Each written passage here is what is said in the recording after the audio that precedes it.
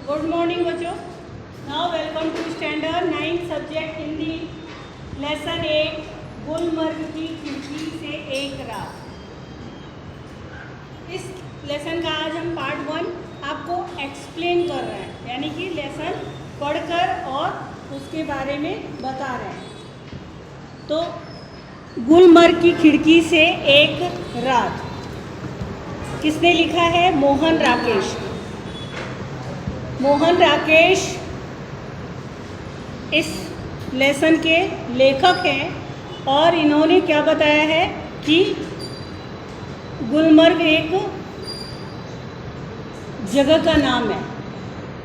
उस जगह वो जाते हैं गुलमर्ग में, तो वहाँ पे उनका क्या अनुभव है उसके बारे में, अपने अनुभव के बारे में उन्होंने बताया है। मोहन राकेश, जिनका जन्म 1925 ईस्वी और निधन उनका 1972 ईस्वी में हुआ। मोहन राकेश का जन्म जालंधर पंजाब में हुआ था। इनके पिता व्यवसाय से वकील थे, परंतु इनकी साहित्य में बहुत ही रुचि थी। साहित्य का मतलब क्या होता है? लिटरेचर।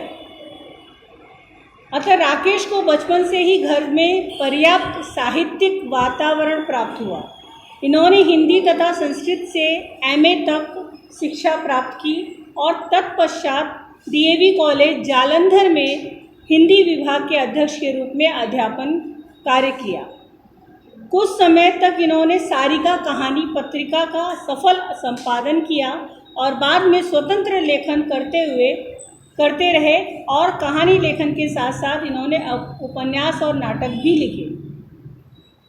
इनकी प्रमुख रचनाएं हैं इंसान के खंडहर, नए बादल, एक और आदमी आदि कहानी संग्रह था, अंधेरे बंद कमरे, न आने वाला कल प्रसिद्ध उपन्यास, आषाढ़ का एक दिन, आधे अधूरे तथा लहरों के राजहंस इनके प्रसिद्ध नाटक हैं।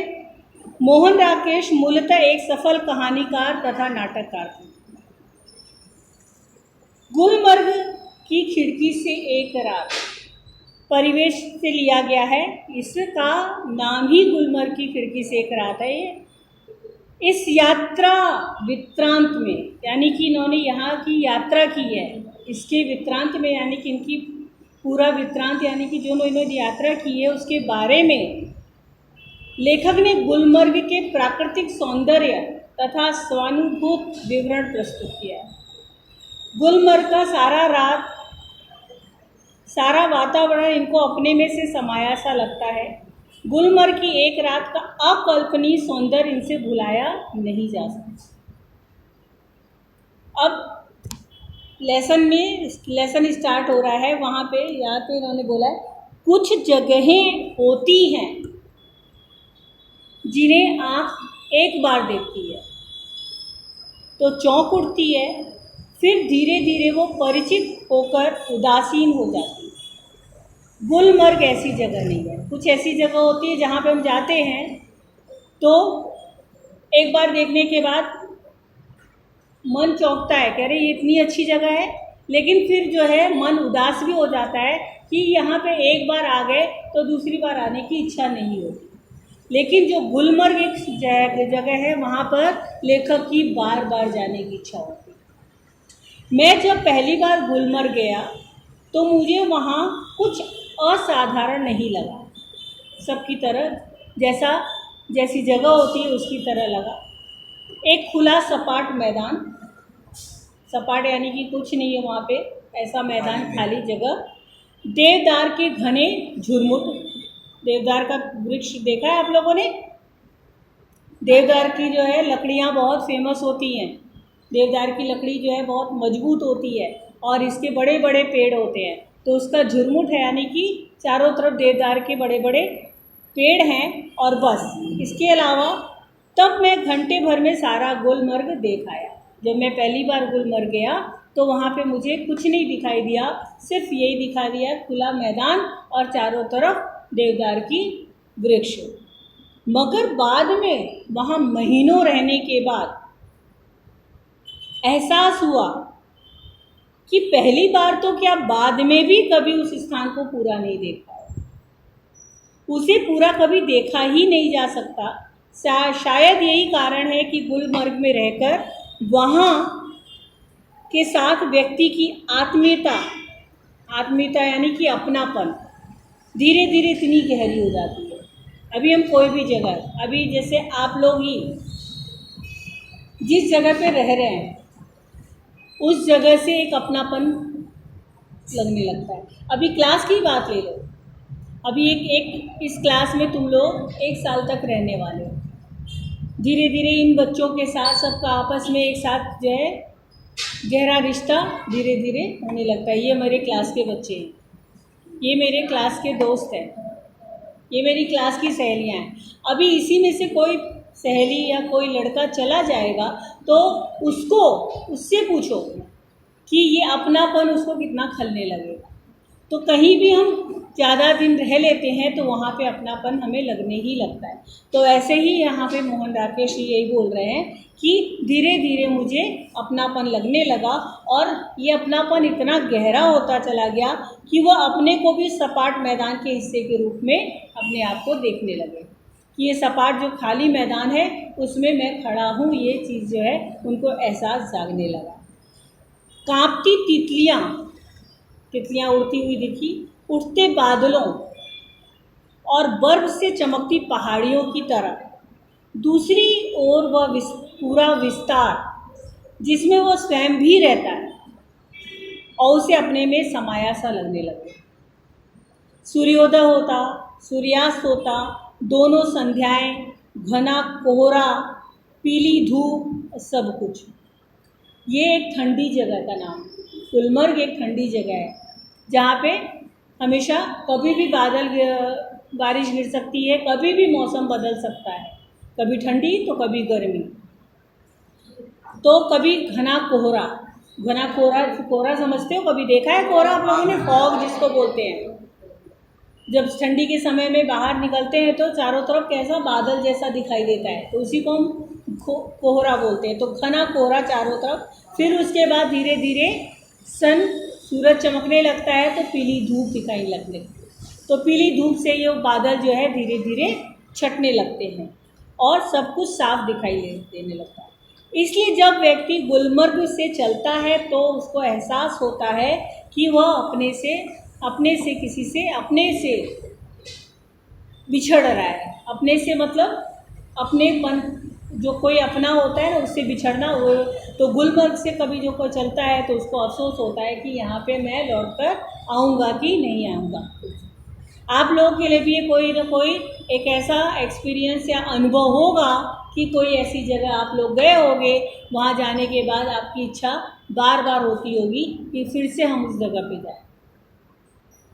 है ऐसी जगह है जहाँ पे आपकी इच्छा बार बार होती है जाने की? कोई भी रमणीय स्थल यानी कि जहाँ, जैसे वैष्णो देवी का नाम सुना है? माता वैष्णो देवी कभी कोई गया है वहाँ? गए हो? कोई गया? तुम गए हो? फिर से दोबारा जाने की इच्छा होती है वहाँ? होती है? वहाँ पे फिर से दोबारा जाने की इच्छा होती है कि नहीं, वहाँ पे एक बार जाए, फिर से जो है देवी माँ के दर्शन करें और फिर से उस वातावरण का आनंद लें। तो इसी तरीके से इन्होंने इसको बोला है कि गुलमर्ग से कोई भी चलता है तो ऐसा लगता है कि कोई अपने से बिछड़ रहा है और अपने उस रूप में से जो इतना परिचित है होते हुए भी सदा अपरिचित सा बना रहता है। गुलमर्ग की अभी जो है ना अतिशयोक्ति अलंकार में वर्णन किया जा रहा है। गुलमर्ग में सपने फूल बन करके उगते हैं। हरियाली के आर पार लाल लाल छतों के ऊपर आकाश में आंखें मुग्ध होकर देखती रहती हैं और फूलों में नए नए रंग भर जाते हैं। वातावरण में नई नई कोकिलें फूट उठती है। एक क्षण एक नए अनुभव और नए रोमांच की सृष्टि होती है। जब हम गुलमर्ग के प्लेस पर, जगह पे, उस शहर में जाते हैं तो हमें ये लगता है कि यहाँ पे हमारे जो सपने हैं वो फूल बन करके चारों तरफ सुगंध दे रहे हैं और वही फूल जब हम बादलों की तरफ देखते हैं तो ऐसा लगता है वो फूल बन करके बादलों में छाए हुए, और उससे पूरे वातावरण में एक नया सा रंग भर जाता है और नई नई कपोले फूल उठती है। कपोले यानी कि जो पेड़ पौधों में नई नई पत्तियाँ उगती है ना, पत्तियाँ उगती है ना, तो उसको कपोल पत्ती बोलते हैं, मुलायम पत्ती, नरम। तो ऐसा प्रतीत होता है कि चारों तरफ नए नए कपोल फूट उठे हैं और हर क्षण एक नए अनुभव का एहसास होता है। बादलों के पोर्टिको में के नीचे लोग बाहें फैलाए घास पर बैठे हुए, आसमान, बादल, चारों तरफ घना बादल है। बादल का पोर्टिको यानी कि वो जगह जहाँ पे गाड़ी वाड़ी रखी जाती है ना, बड़े बड़े गाड़ियाँ रखी जाती है, उस जगह को हम पोर्टिको बोलते हैं, बरामदा टाइप का। तो ऐसा लगता है कि बादलों के पोर्टिको यानी बादलों के बरामदे के नीचे लोग घास पर बाहें फैलाए बैठे हैं, उसका आनंद ले रहे हैं। दूर दूर तक सैलानियों की पंक्तियां घोड़े दौड़ाती नजर आती हैं। सुबह का समय कैसा है? सैलानी यानी कि ट्रैवलर जो वहाँ पे देखने जाते हैं उस जगह को, टूरिस्ट जिसको बोलते हैं।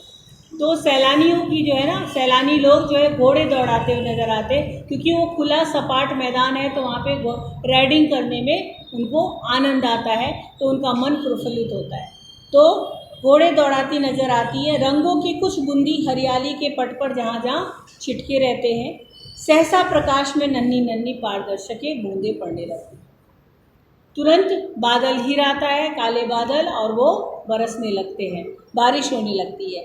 फिर रंगीन बूंदों का पूरा विस्तार एक बार फिर से ठंड से सिहर जाता है और अपने आप को समेटने लगता है, यानी कि सारे सैलानी वहाँ से धीरे धीरे हटने लगते हैं क्योंकि बारिश होने लगती है। तब चारों तरफ क्या होता है, हरियाली का सपना कुहासे के फूल में बदल जाता है। मैदान सुरमई आभा ओढ़ लेता है, धीरे धीरे सुरमई आभा यानी कि शाम का आभा, शाम का वातावरण होने लगता है। तब चारों तरफ धुंध ही धुंध, कोहरा ही कोहरा दिखाई देता है। बेबस होकर फैली पगडंडियाँ जो होती है, वो पतली पतली नरम बाहें, जब तक बादल बरसेगा बाहें फैली रहेंगी, ऐसे ही विस्तृत, कोमल और निठा। बारिश होने लगेगी तो वहाँ पे का वातावरण पूरा खाली हो जाएगा, तो सिर्फ पगडंडियाँ यानी कि रास्ते दिखाई देंगे, वो भी खुले सपाट की तरह, कोई भी वहाँ पे आता जाता नहीं दिखाई देगा। सूरज चमकेगा तो फूल में से फिर नया सपना जन्म लेगा, यानी कि दूसरी सुबह फिर से फूल चमकेगा और फिर से जो है सुबह होगी और फिर से धूप जो है दिखेगी और चारों तरफ कुहासों का असर खत्म होगा। आकाश के बादलों में नन्हे नन्हे द्वीप इधर उधर भटकते नजर आएंगे। भेड़ों और बकरियों के रेवड़ पगडंडियों पर टक जाएंगे, यानी कि सुबह सुबह फिर से भेड़ बकरियां चराते हुए लोग दिखाई देंगे। हाँ, ग्रुप रेवड़ पगडंडियों पर भेड़ बकरियों के ग्रुप जो है वो दिखाई देंगे और धीरे धीरे दिन तब रात की प्रतीक्षा करता हुआ प्रतीत होगा। फिर से दिन जो है आएगा, फिर से उसके बाद वापस बादल की बूंदें बरसेंगी और वापस रात होगा, और इसी तरीके से ये क्या कहते हैं, प्रतीक्षा यानी इंतज़ार करता हुआ प्रतीत होगा। रात आएगी, फिर सब लोग खामोश और मैदान वो फिर भी खामोश, और फिर दिन के समय वाचाल यानी कि चारों तरफ वातावरण खुशनुमा, एक दूसरे से बातें करते हुए लोग दिखाई देंगे। गुलमर्ग की वह रात मुझे कभी नहीं भूलेगी। एक रात लेखक होटल की खिड़की के पास खड़ा है। बहुत दूर सामने से एक बरसाती घटा, बारिश की घटा मेरी तरफ बढ़ी आ रही है, यानी काली घटा बढ़ी आ रही कि बारिश होगा। मैं प्रतीक्षा कर रहा हूँ कि बारिश कब वह मुझ तक पहुँचे और मुझे अपने में लपेट ले, यानी कि बारिश की बूंदें स्टार्ट हो और मैं बारिश में भीगूं। बरसाती घटा में घिर जाने का बड़ा सुख मैंने बहुत कम जाना है। घटा ऊपर से घिर आए और व्यक्ति को छोटा करके उस पर छा जाए, यह ऐसे इससे अलग स्थिति है। इस बार आती हुई घटा का हर संकेत मेरे सामने था और मैं उसके बराबर होकर अपनी खिड़की में खड़ा उसे बुला रहा कि आ मैं तुझसे कमज़ोर नहीं हूँ, मैं तुमसे डरने वाला नहीं हूँ। तभी बहुत तेज़ हवा चली। आपको पता है बारिश बादल जब गिरता है और हवा तेज चलती है तो वो बादल को उड़ा करके लेके चला जाता है दूर जगह, बारिश नहीं होती। फिर उसके बाद वो बादल यहाँ पे उनके साथ यही हुआ है। तभी हवा तेज चली मगर घटा तेजी से नहीं बढ़ी। हालांकि तूफान बहुत उठा था, बार बार जोर की गरज होती जिसे धरती और आकाश की सिराएं कांप उठती, यानी बादल गरजते। बार बार सामने के चित्रपट पर बिजलियां कौंधती और प्रकाश का वो भयानक विस्फोट हर चीज़ को नंगा कर जाता। मैं खुश था कि थोड़ी देर में ये बूंदें मेरे ऊपर बरसेंगी, बिजलियों का यह कहर मेरे ऊपर टूटेगा। मैं बाहें फैलाकर सामने से ओपते ऊपर लेने के लिए तैयार था, मगर अचानक हवा रुक गई। बढ़ता हुआ तूफान जहाँ का तहाँ ठिठक गया और दूर ही पर कटे पक्षी की तरह वो दम तोड़ने लगा, यानी कि बारिश नहीं हुई। बिजली की सांस रुकने लगी और मेरी भी, क्योंकि हवा के रुक जाने से मुझे बहुत ही ऊंचे आसमान से नीचे आना पड़ा। तूफान का जोम उतर गया, उसके साथ ही मेरा भी, और मैं उसके बराबर कभी हो ही नहीं सकता। ये क्षण वे ऐसे क्षण थे जो जीवन में एक बार ही आते हैं। गुलमर्ग में रहते हुए मुझे ये ऐसे क्षण किसी के जीवन में किसी न किसी रूप में अवश्य आते होंगे। तभी तो मुद्दतों तक यहाँ रह चुकने के बाद भी कोई आकर्षक व्यक्ति को फिर से यहाँ खींच कर ले आता। वरना वहाँ क्या है, एक खुला सपाट मैदान, वहाँ ज़्यादा गोल्फ खेली जाती है, या व्यक्ति कोई बार बार वहाँ जाना चाहता है क्या गोल्फ खेलने के लिए ही? यही है उनका क्वेश्चन मार्क, यही उनका ये लेसन है गुलमर्ग की खिड़की से एक रात। अभी मैं आपसे प्रश्न का उत्तर जानूंगी, ठीक है। पहला प्रश्न है आपका, गुलमर्ग की भौगोलिक वातावरण कैसा है? भौगोलिक वातावरण क्या हुआ? हाँ तो बताइए, भौगोलिक वातावरण कैसा है इनका? सपाट मैदान और फिर लकड़ियाँ, बड़े बड़े पेड़ लकड़ी के। भौगोलिक वातावरण यानी कि बाहर का वातावरण कैसा है? तो यहाँ पे भौगोलिक वातावरण एक खुला सपाट मैदान और देवदार की झुर्रियाँ। ओके, लेखक ने गुलमर्ग के साथ व्यक्ति की आत्मीयता बढ़ने का क्या कारण बताया है? एक व्यक्ति, एक पर्सन, खड़े होकर बोलो पदम। हाँ,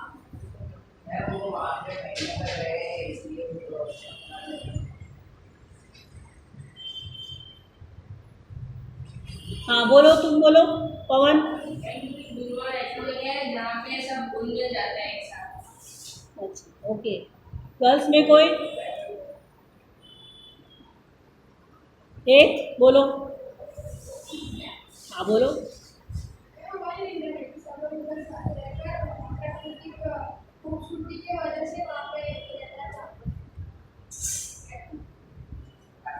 पदम ने जो आंसर बताया वो राइट है।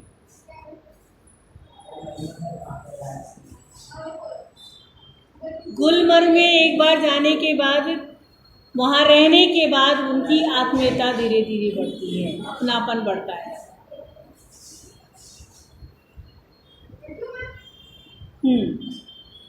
Next, third number question.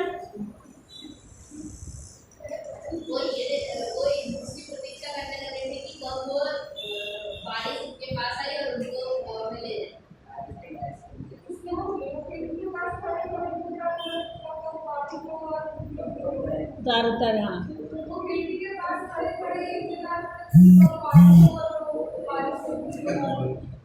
तुम बोलो। हाँ, खिड़की के पास खड़े रह तेज गए। से बोलो बेटा।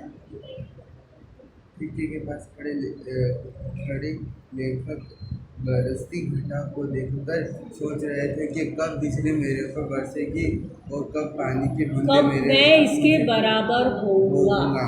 कब मैं वो बराबर इसकी प्रतीक्षा कर रहे वो थे इसकी प्रतीक्षा कि मैं कब इसके बराबर होऊंगा। ठीक है, बैठो सब। हाँ, नेक्स्ट क्वेश्चन।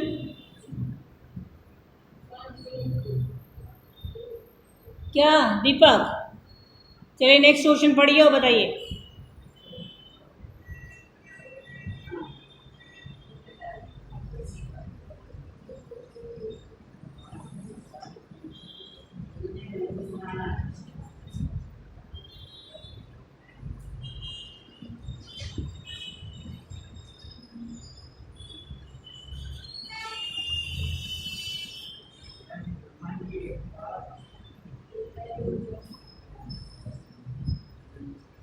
क्वेश्चन पढ़ो, प्रश्न ठीक से पढ़ो पहले।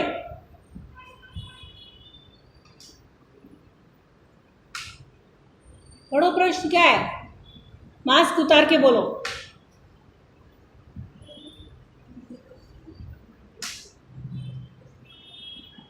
चलो प्रश्न पढ़ो पहले।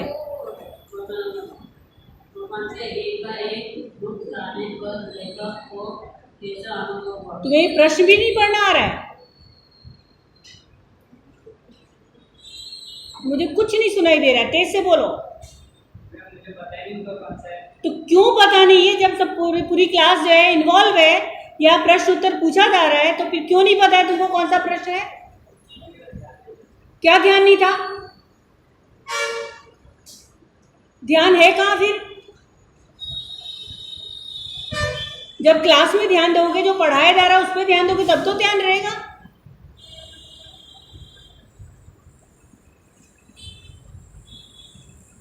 इस लेसन में मैंने क्या बताया बताओ, अब ध्यान बताओ।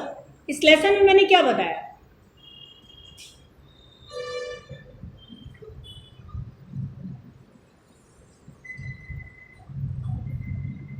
इस लेसन के लेखक के नाम क्या है? कोई नहीं बोलेगा, सिर्फ दीपक बोलेगा।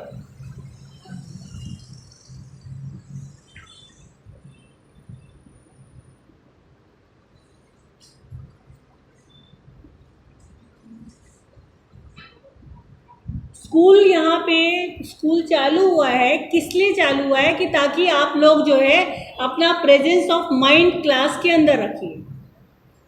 आपको ये लेसन का नाम नहीं पता, लेसन के लेखक का नाम इतना शॉर्ट है, वो भी अगर बिना देखे अगर कोई बोलना चाहे तो बोल सकता है। लेकिन तो एक मिनट बेटा, लेकिन तुम्हारा ध्यान कहाँ है फिर?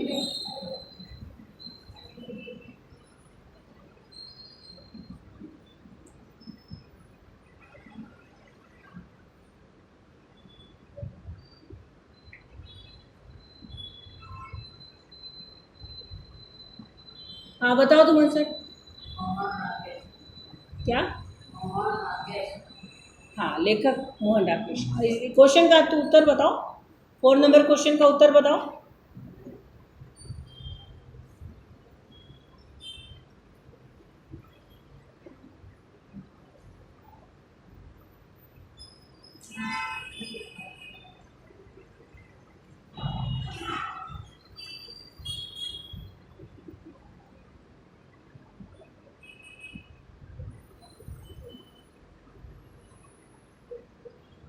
हाँ बोलो।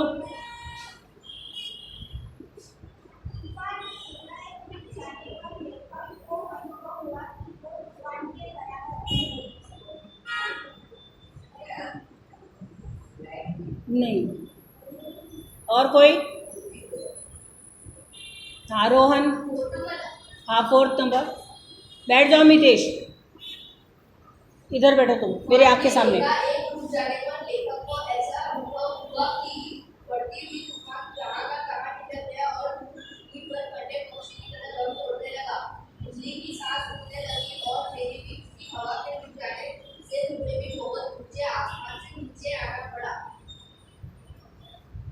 ये भी आंसर राइट है। हवा के रुक जाने से कैसे करेंगे? हवा के रुक जाने से शायद से मुझे उधर से याद आ हवा के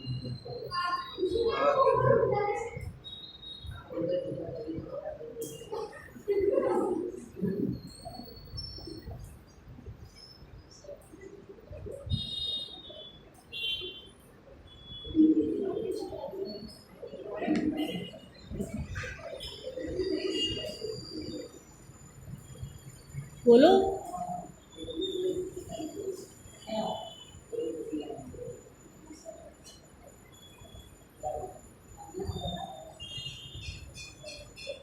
बोल दिया।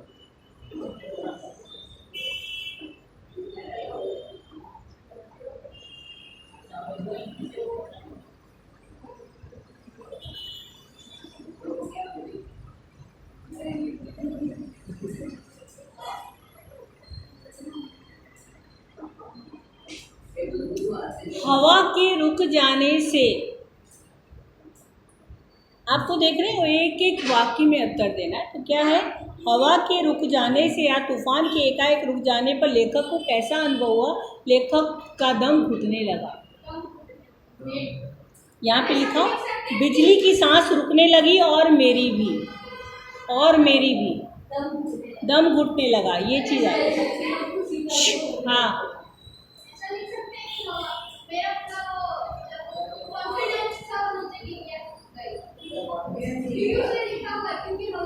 बिल्कुल जाने, बिजली की सांस रुकने लगी और मेरी भी, यानी कि उनका दम घुटने लगा। पर क्योंकि हवा के रुक जाने से मुझे भी बहुत ऊंचे आसमान से नीचे आना पड़ा, मतलब हाँ ये भी सही है, ऐसा भी सही है। चलो नेक्स्ट। हाँ अब next question Vanshika.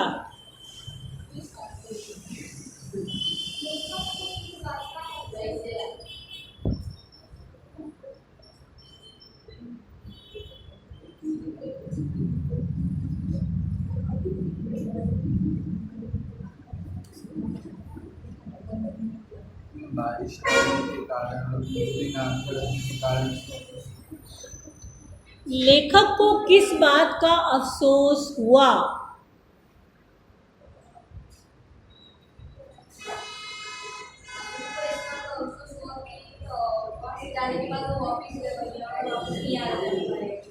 No Vanshika, that means इतनी देर से मैंने लेसन एक्सप्लेन किया, वर्ड टू वर्ड पढ़ के बताई, तो भी आपको ये समझ नहीं आया कि हाँ लेखक को किस बात का अफसोस हुआ। मतलब वो ध्यान ही नहीं तुम लोग का यहाँ पे क्लास में। हाँ पदम बोलो। हाँ मुझे ना बारिश का आने का इंतजार था, पर बारिश नहीं आई।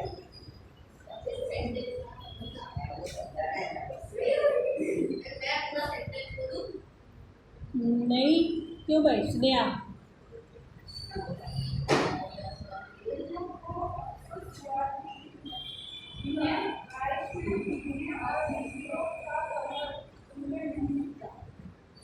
एक ही वर्ड है और वो भी इसी में लिखा हुआ है। हाँ पवन, हाँ ये राइट आंसर है। मैं उसके बराबर कभी नहीं हो सका। लेसन पढ़ो फिर मतलब पता समझ में आ जाएगा। हाँ